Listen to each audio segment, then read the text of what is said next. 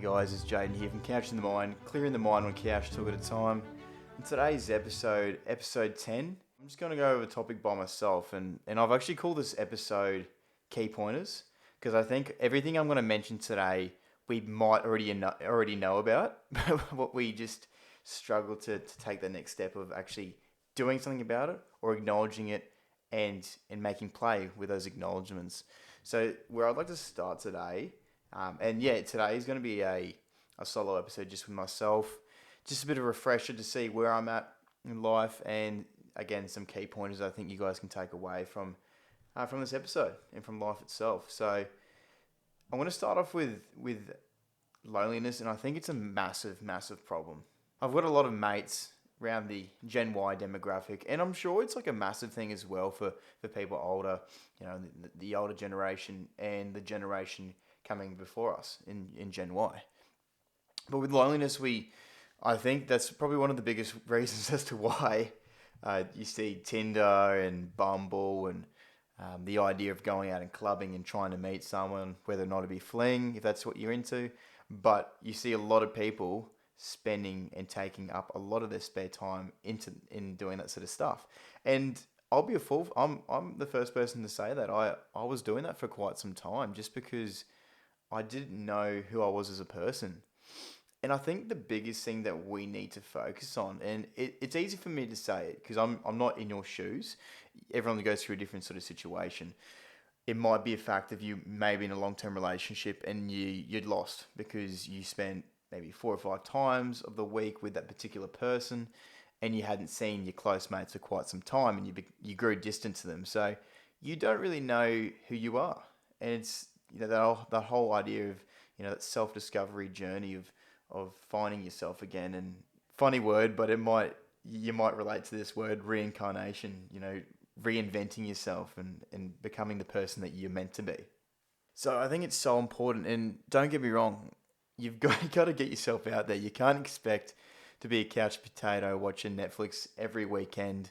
I'm the sort of person that I was watching a bit of Walking Dead. I'm not going to lie.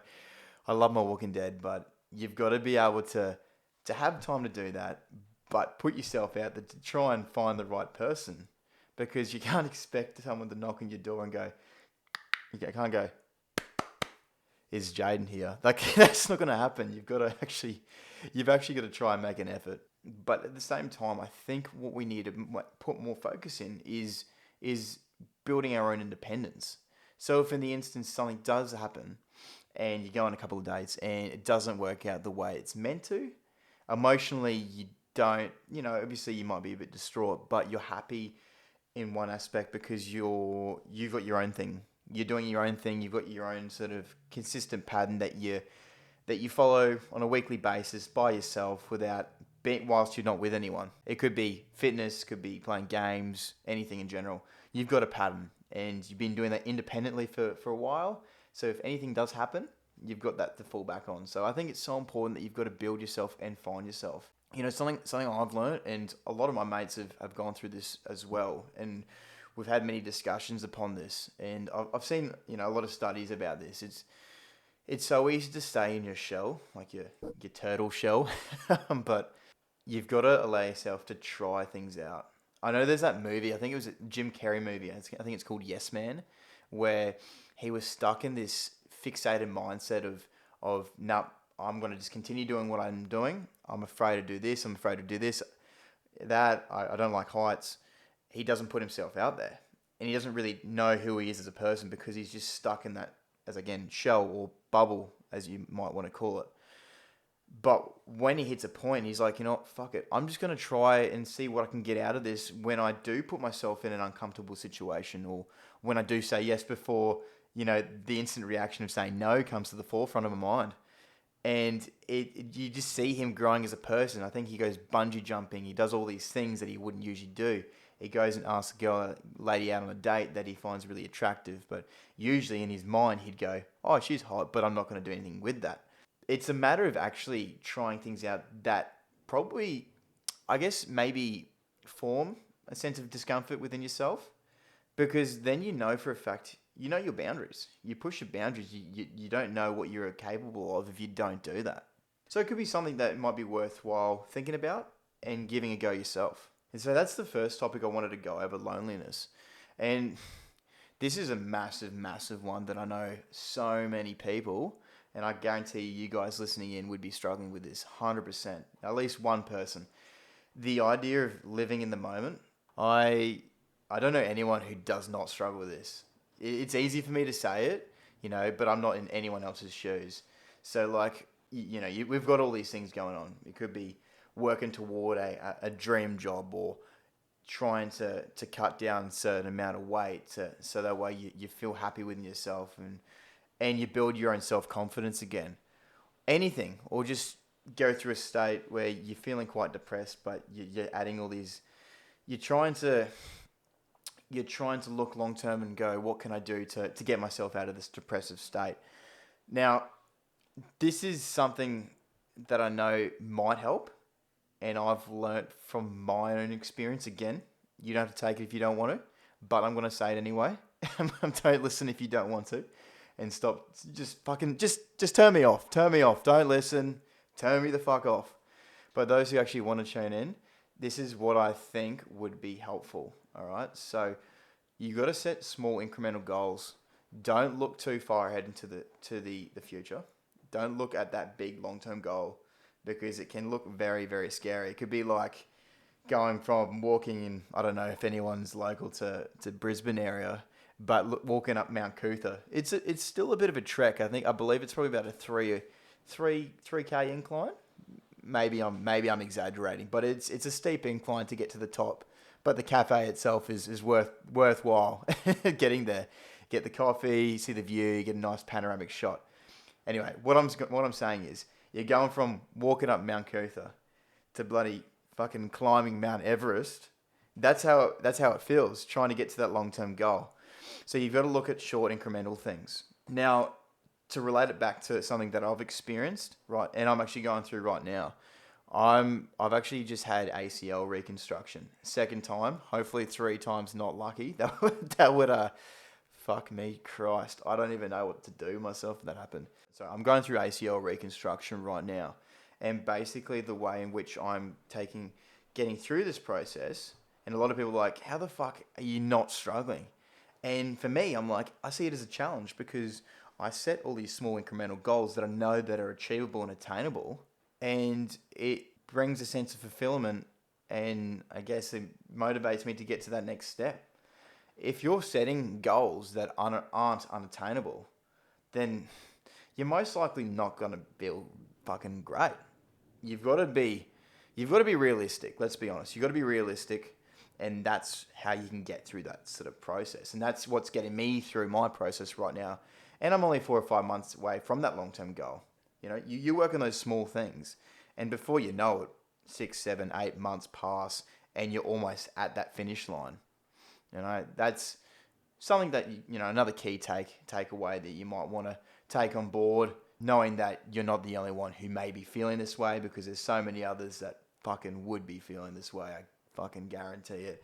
And then the people that don't want to put their hands up and say it, I'll say it for them. Fucking oath. All right. I mentioned this in my previous interview that I had with Britt George, and I reckon it would cause a bit of ruckus. So last week we had Facebook and Instagram crash. I believe it was maybe 24 hours. And I even saw myself, and I don't like to think that I'm a phone addict, but if the notification goes off, I have to see it. That's no word of a lie, but I saw myself struggle, because I'm lost in the social media world. I didn't know what to do with myself. And I think the only time that we can actually properly shut off, if we go for a hike, if we go camping somewhere, and we know for a fact that there's no charging stations, and the phone's it's going to die in a couple of hours' time, and the rest of the camping trip, it's going to be in the process of actually living in the moment and taking in your surroundings.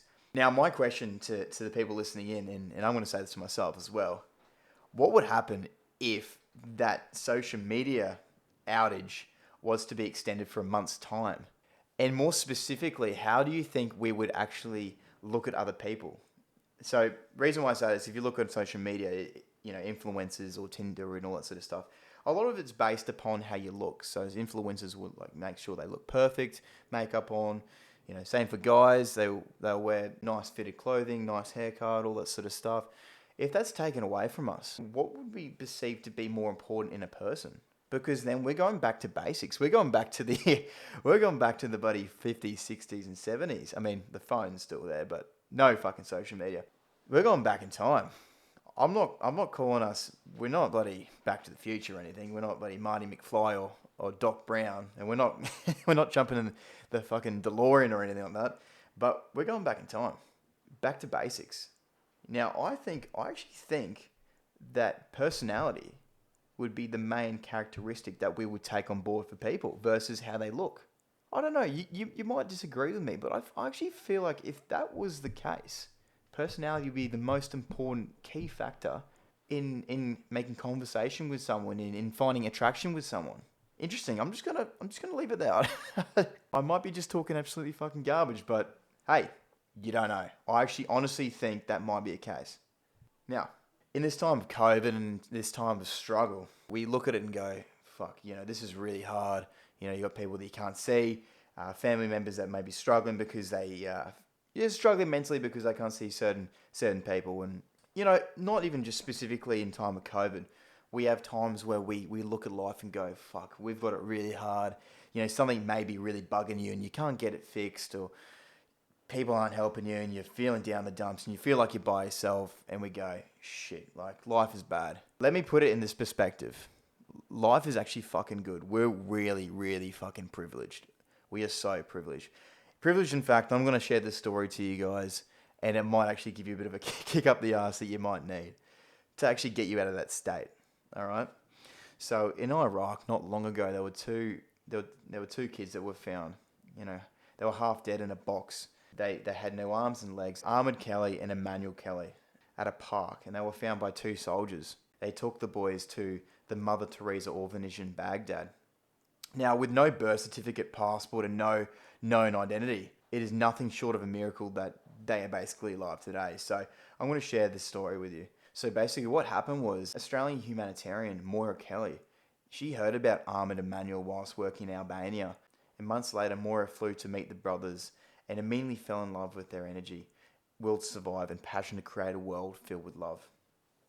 2.5 years later, after many complications, Moira brought the boys to Australia for life-changing surgeries.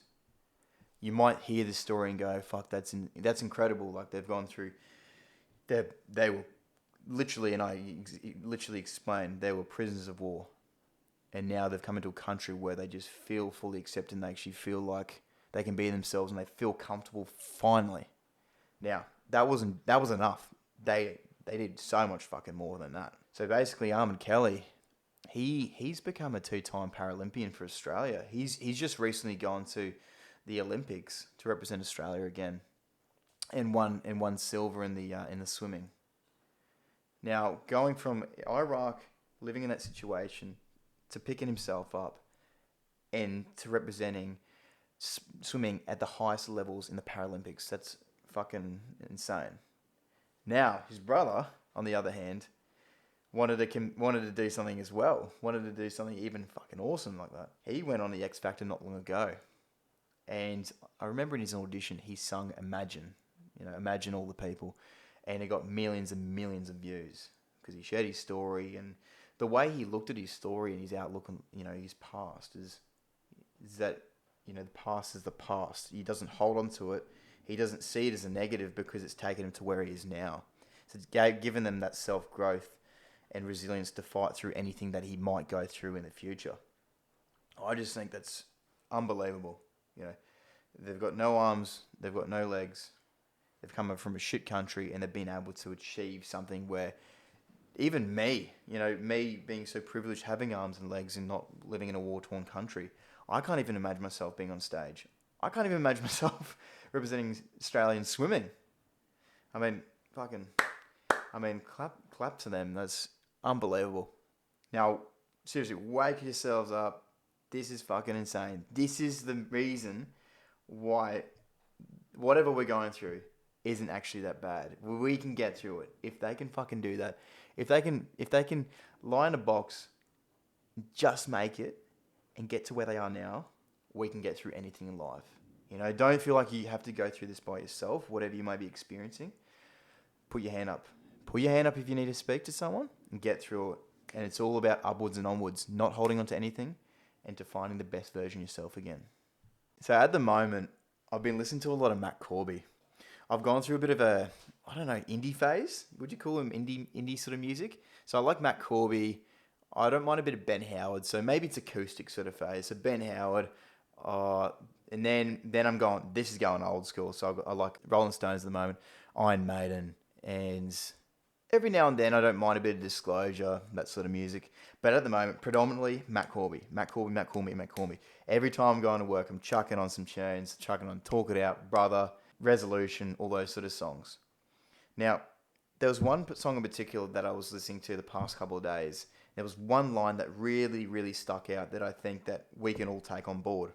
And this is why I think music, in essence, is so crazily important, because you can take all these, you can actually take a life lesson out of a lyric from a certain story, because a lot of very emotional songs are coming from a place of hurt, or coming from a place where they've gone through some tragic times and they've managed to find the light at the end of the tunnel. Now, I'll read out this line to you. So this is from Empire's Attraction by Matt Corby.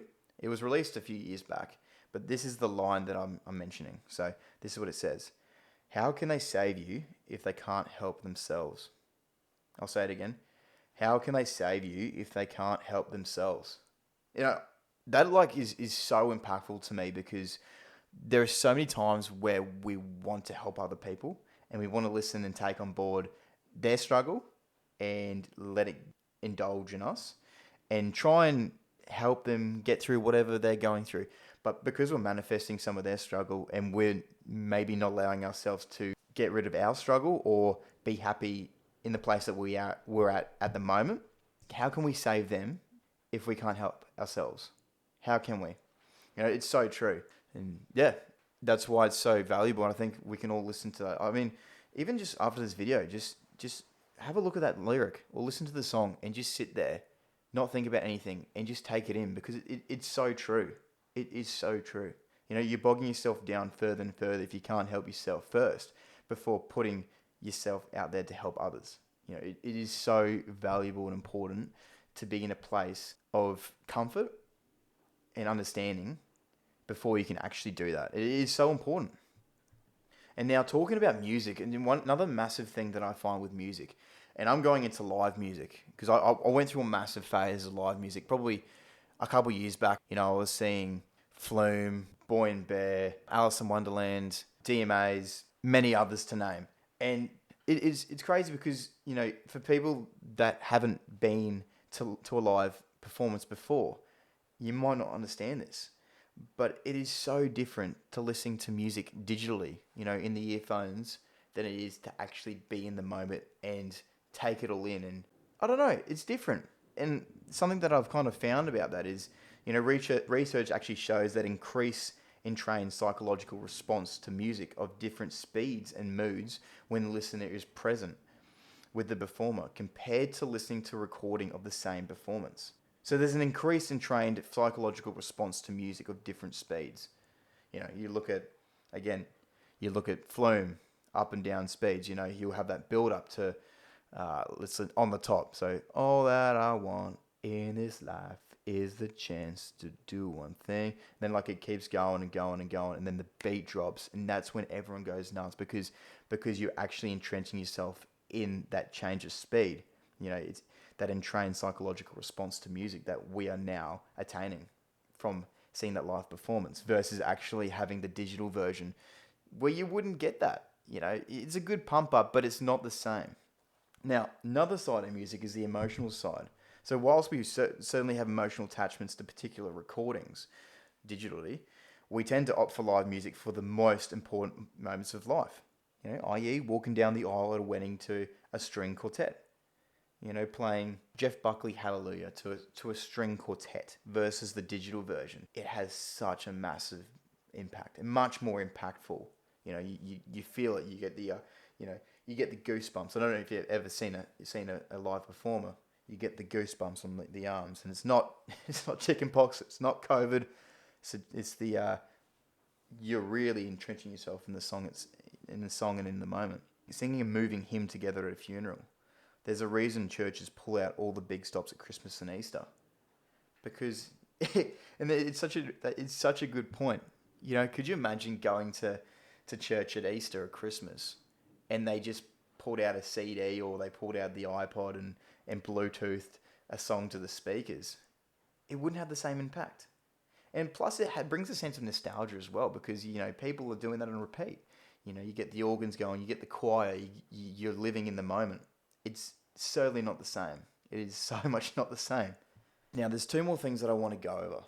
Two more things that I think that, you know, could be really important for you guys to take away from this video is, and I know people are going to be like, why you could literally fucking go through Google and find a really reliable source, really reliable motivational speaker, but why the fuck did you choose Forrest Gump? Now, I'm trying to keep it simplistic and just understandable, you know? Quote that everyone knows, we'll leave it at this: life is a box of chocolates, you never know what you're going to get. Fuck, it's so true though. Like, you look at something and you be like, yep, I can see myself doing this, I can see myself doing that, I'm going to go there in 4 years' time. That's cool, but in 2 years' time, you're probably going the other way. If life presents with two doors and you decide to go to the left instead of the right, in 2 years' time, you might come back and go, fuck, maybe I should try the right door and see where that takes me. And that's what it's all about. It's about trying things, not being so fixated on one idea, because fucking hurdles are going to happen. Hurdles are going to be thrown at you. And through those hurdles, you might have a change of heart for something. You try something else out and you go through that process. So again, life is a box of chocolates. You never know what you're going to get. And to reiterate on what I'm saying here with this quote, American motivational speaker Wayne Dyer, he states that we've got to stop acting as if life is a rehearsal. Live this day as if it was your last. The past is over and gone. The future is not guaranteed. We don't even know what the fuck's going to happen. Why are we setting so high of expectation where we look like the rehearsal of I, Tonya skating on thin ice? Like, we're fucking doing it to ourselves. There's no one else except for ourselves. We're setting these own expectations. You know, people might say that we can see you doing this, we can see you doing that. You could do better at this. But realistically, at the end of the day, we're the ones who set our own expectations. So why the fuck are we doing this to ourselves? And you know that we're just creating additional stress and pressure that was never there to start off with. All right, so now one thing that I want you guys to challenge yourselves on and take away from this episode is to write something down that you've always wanted to achieve. You've always wanted to achieve. I know it sounds weird doing this because you might have this in your mind already, but write down a piece of paper, because that can make a massive difference. Write down a piece of paper and have a think about maybe 2 or 3 small incremental goals that you can put in place to get to that long-term goal, and actually work on that one goal and see how well you go with it, and see if it actually helps you to get to the next step, and to that next step, to the end goal. See how you go.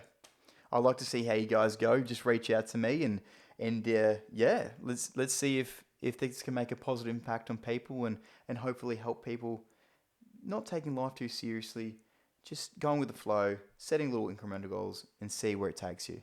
Anyways, guys, this has been Jaden. I've had a solo episode today. Hope if you enjoyed it. It's not like I'm fucking running out of guests, but I just wanted to make an appearance, a solo appearance. And this has been episode 10 of Couch in the Mind, clearing the mind one couch talk at a time. And on today's episode, I was going over key pointers. And I think you guys can actually really take something away. You know, it could be one thing. I'm not asking for all this sort of stuff. I'm not asking for you guys to completely agree with me. But see how you go. If you guys enjoyed this episode and you're after more Couch in the Mind content, feel free to check us out on Spotify, Instagram, TikTok, and many other audio platforms. And as always, guys, if you need anything, feel free to message me on the Couch in the Mind Facebook page. Thanks again for tuning in.